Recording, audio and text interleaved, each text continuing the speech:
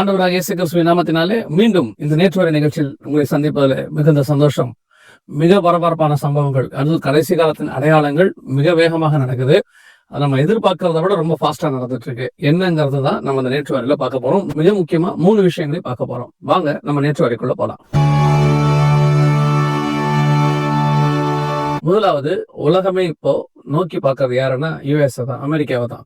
அமெரிக்க அதிபர் ட்ரம்ப் பதவியேற்றதுல இருந்து பரபரப்பான சம்பவங்கள் ஒவ்வொரு நாளும் நடந்துகிட்டே தான் இருந்துச்சு. நம்ம எல்லாருக்கும் தெரியும், வரி விகிப்புது, அப்புறம் திருப்பி வித்ட்ரா பண்றது, அப்புறம் இஸ்ரேல் விஷயங்களை தலையிடுறது, உக்ரைன் விஷயம், இப்படி அவர் பண்ணிக்கிட்டே இருந்தாரு. இப்போ அமெரிக்காவுடைய அரசாங்கம் முடங்கி இருக்கிறது. அதாவது இந்த நேற்று நாங்கள் எடுத்துட்டு இருக்கிற காலகட்டத்தில இருந்து அடுத்த திங்கட்கிழமை வரைக்கும் முடக்கப்பட்டிருக்கிறது. அதுக்கு மேலதான் இன்னும் போகும் அப்படின்னு சொல்றாங்க.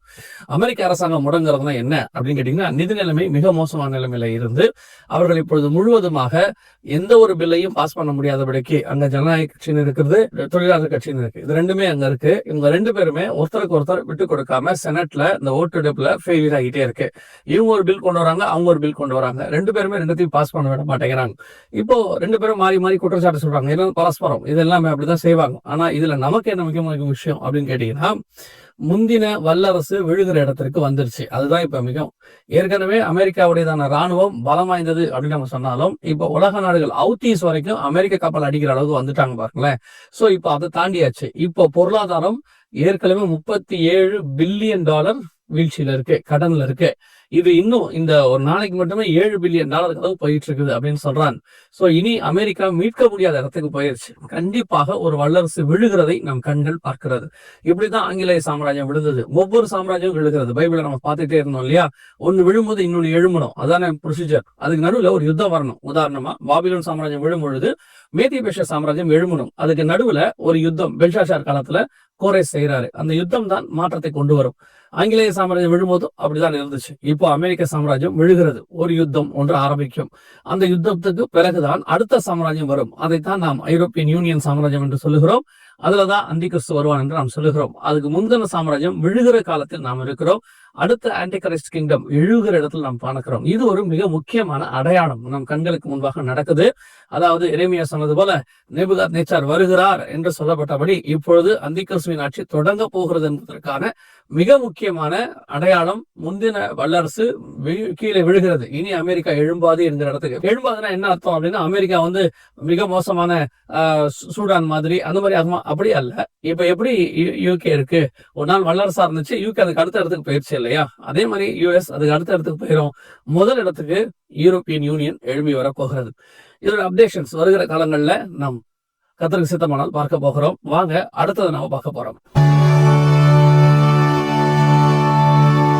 இதுக்கு நடுவுல யுஎஸ் மிக முக்கியமான ஒரு ஒப்பந்தத்தை ஏற்படுத்தி இருக்கிறாங்க. இஸ்ரேலும் யுஎஸும் சேர்ந்து பாலஸ்தீனத்துல அமைதி திரும்புவதற்கு. இதுல ஒரு பெரிய ஆச்சரியம் என்னன்னு கேட்டீங்கன்னு சொன்னா, இது வரைக்கும் எதிர்த்தவங்க எல்லாருமே ஆதரிக்க தொடங்கி இருக்கிறாங்க. யூகேல இருந்து, கத்தார்ல இருந்து, பல நாடுகள், பாகிஸ்தான் வரைக்கும் இந்த பீஸ் ஒப்பந்தத்தை, அதாவது சமாதான ஒப்பந்தத்தை ஆதரிக்க தொடங்கி இருக்கிறாங்க. அது என்னன்னு கேட்டீங்கன்னா, 72 மணி நேரத்துக்குள்ளாக எல்லா ஹாஸ்டேஜஸ், அதாவது பிடிச்சு வச்சிருக்கக்கூடியவர்களை, பணை கைதிகளை விடுவிக்க வேண்டும். யாரு? ஹமாஸ் விடுவிக்கணும். அதே நேரத்துல அங்க இருக்கக்கூடிய ராணுவத்தை வித்ட்ரா பண்ணணும். யாரு? இஸ்ரேல். இது ரெண்டுமே நடக்கக்கூடிய சாத்தியம் அங்க தெரியல. அது மட்டும் இல்ல, அதையும் தாண்டி அங்கே ஒரு நடுநிலைமையான கவர்னர் மாதிரி, ஒரு ஆளுநர் மாதிரி அவங்க நியமிப்பாங்க. அவங்க தான் அதை கண்காணிக்க போகிறாங்க. அது முழுவதுமாக மீண்டுமாக பாலஸ்தீனத்தினுடைய வெல்ஃபேர்க்காக பயன்படும். இப்படி பல காரியங்கள், ஏறக்குறைய 20-22 அம்சங்கள் அதுல இருக்குது அப்படின்னு சொல்றாங்க. ஆனால் இது எல்லாமே ஒத்து வருமா? இன்னும் கேட்டீங்கன்னா, இதான் லாஸ்ட் சான்ஸ்னு ட்ரம்ப் சொல்றாரு. அது மட்டுமல்ல, எல்லா நாடுகளும் இதை வரவேற்றிருக்கிறது. இது எங்க போய் முடிய போகுதுன்னா, கண்டிப்பாக ஹமாஸ் இதை இழக்க போகுது. ஏன்னா ஹமாஸோட அரசாங்கம் அங்க அடுத்து வராது. அவங்க அதை விடுவிச்சாலும் ஹமாஸ் அரசாங்கம் வர போறது இல்லை. சோ அது முழுவதுமாக இந்த நடுநிலைமையான நாடுகள் கண்ட்ரோலுக்கு அது போக போகுது. நடுவில் கூட ஒரு டாப் வந்துச்சு. என்ன அப்படின்னு கேட்டீங்கன்னா, முன்னாள் யூகே பிரதமராக இருந்தவர் டோனி பிளேர், அவரை வச்சுதான் அங்க நடுநிலைமையா பார்க்க போறோம் அப்படின்லாம் சொல்லிட்டு இருந்தாங்க. இது எப்படியோ ஒரு முடிவுக்கு வராத ஒரு பீஸ் ஒப்பந்தம் ஒன்று மீண்டும் ஏற்படுத்தப்பட்டிருக்கிறது. ஆனால் இதை எல்லாரும் ஏற்றுக்கொள்வது போல இருக்கிறது. கடைசியாக இது எங்க போய் முடியும்னு நம்ம எல்லாருக்கும் தெரியும். மீண்டும் ஒரு யுத்தம். இதுல என்ன சொல்லியிருக்காங்க அப்படின்னு கேட்டீங்கன்னா, இதுல ஹமாஸ் விடுதலையாக்கவில்லை, மீண்டும் அங்கே ஒரு யுத்த காலம் ஆரம்பிக்க போகிறது அப்படின்னு சொல்றாங்க. இது எந்த இடத்துல போய் முடிய போகுதுங்கிறத நம்ம பார்க்க போறோம். இதுக்கு நடுவுல ஈரான் மிக முக்கியமான ஒரு காரியத்தை சொல்லியிருக்கு. என்னன்னு கேட்டீங்கன்னு சொன்னா, இஸ்ரேல் யாரை தாக்கினாலும் நாங்கள் வருவோம் திருப்பி அப்படின்னு சொல்லியிருக்கிறாங்க. சோ அங்க சூழ்நிலை சமாதானத்துக்கு போற மாதிரியே இல்ல, அது என்னமோ இன்னொரு இடத்துக்கு பரிமாணத்துக்கு போகிற மாதிரி தான் இருக்கு. அதையும் வருகிற காலங்களில் நாம பார்க்க போகிறோம். கடைசியாய் மிக முக்கியமாக ஒரு விஷயத்தை பார்த்துவிட்டு முடிக்க போகிறோம். இது என்ன அப்படின்னு சொல்லி கேட்டீங்கன்னு சொன்னா, யூகே பிரதமர் என்ன பண்ணிருக்கிறாரு, மிக முக்கியமாக ஒரு பில் பாஸ் பண்ணிருக்கிறாரு யூகே கவர்மெண்ட்ல. என்ன பாஸ் பண்ணிருக்கிறாரு அப்படின்னு கேட்டீங்கன்னா, அதாவது 18 வயதுக்கு மேற்பட்டவர்களுக்கு அடல்ட்ஸ் அப்படின்னு சொல்லியிருக்காரு, எல்லாருக்குமே டிஜிட்டல் ஐடி கொடுப்பது கட்டாயமாக்கப்படுகிறது. அதாவது நாம சொல்லிக்கிட்டு இருந்த வெளிப்படுத்தல் 13ஆம் அதிகாரம் 16 முதல் 18 வசனங்களில தங்கள் வலது கைகளாவது நெத்திகளாவது சொல்லுவாங்க இல்லையா, அந்த மாதிரி ஒரு சிப் கான்செப்ட் தான் இப்ப கொண்டு வராங்க, டிஜிட்டல் ஐடி. இது ஏற்கனவே நடைமுறையில கொண்டு வந்து ஸ்வீடன்ல பல இடங்கள்ல நடைமுறையில பிரைவேட்டா பண்ணிட்டே இருக்கிறாங்க. சில இடங்கள்ல இதை அபிஷியல் ஆகணும்னு சொல்லிக்கிட்டே இருந்தாங்க. 2010 இதற்கான காரியங்கள் இந்திய பத்திரிகைகளிலே வந்துச்சு. அதாவது நெத்திகள்ல கைகள்ல இப்படி ஒரு சிப்பு போட போறாங்க அப்படிங்கிற கான்செப்ட் 2010 வந்துச்சு. இப்போ நம்ம கண்களுக்கு முன்பாக அபிஷியலாக அனௌன்ஸ் பண்ணப்பட்டிருக்கிறது. அதாவது இங்கே ஆரம்பிக்கிறது, 18 வயதுக்கு மேற்பட்டவர்களுக்கு போடுவதற்கான காரியங்கள் ஆரம்பிக்கிறது. நடுவுல பாருங்க, இப்போ ஒரு திடீர்னு யுத்தம் வந்துடும், ஒரு கொலாப்ஸ் ஆகும். இதெல்லாம் என்ன ஆகும் அப்படின்னு கேட்டீங்கன்னா, இந்த யுத்தத்தினுடைய முடிவுல பெருமளவுல உயிர் சேதங்கள் இருக்கும். அந்த உயிர் சேதத்துக்கு பிறகு மீதம் உள்ளவர்களை கணக்கெடுப்பு நடத்துவதற்காகவும், அவர்களை ஒரு வரைமுறைப்படுத்துவதற்காகவும், அதோடு கூட கண்காணிப்பு வலையை கொண்டு வருவதற்காகவும் இந்த சிப்பை நாங்க பயன்படுத்துறோம்னு சொல்லி இப்ப கொண்டு வந்திருக்க இந்த டிஜிட்டல் ஐடியா உலகளாவிய டிஜிட்டல் ஐடியா மாத்த போறாங்க. அதற்கு இப்பவே ஜனங்களுக்கு கொடுக்க தொடங்கிட்டாங்க. ஏற்கனவே ஜனங்களை ஏற்றுக்கொள்கிற மனப்பக்குவத்துக்கு வந்துட்டாங்க. ஆனால் இப்போ அபிஷியலா அரசாங்கம் சொல்லியிருக்கு. இது ஒரு பெரிய விஷயம் என்னன்னு கேட்டீங்கன்னா, உலகத்துக்கே பைபிள் கொண்டு போனவங்க இந்த இங்கிலாந்துக்காரங்க தான். அந்த பைபிள்ல தான் இந்த விஷயம் போட்டிருக்கு, அதாவது வலது கையில் நெத்தியிலும் போடுவாங்கன்னு சொல்லி. ஆனா அதுல ஒரு எதிர்ப்பு கூட அங்க இல்ல. எதுக்கோ அங்க எதிர்ப்பு நடக்குது.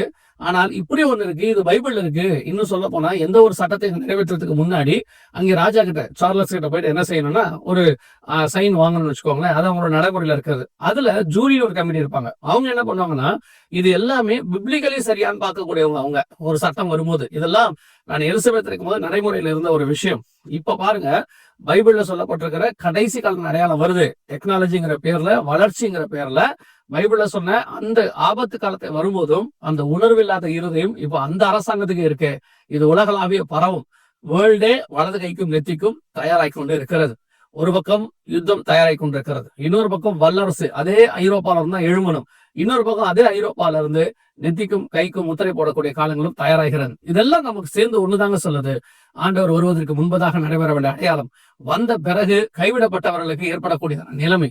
இது எல்லாத்துக்கும் நடுவுல நாம் வாழ்ந்து கொண்டிருக்கிறோம். ஒன்றே ஒன்றுதான், ஆண்டவராக இயேசு கிறிஸ்து வெகு சீக்கிரத்தில் வரப்போகிறார். 2000 வருஷத்துக்கு அவர் முன்னாடி சொன்ன அந்த தீர்க்க தரிசனம் நிறைவேறுகிற காலகட்டத்தில் நீங்களும் நானும் இருக்கிறோம். வருகை தாமதிக்குமானால் மீண்டும் இன்னொரு நேற்று நிகழ்ச்சியில் உங்களை சந்திக்கிறோம். God bless you.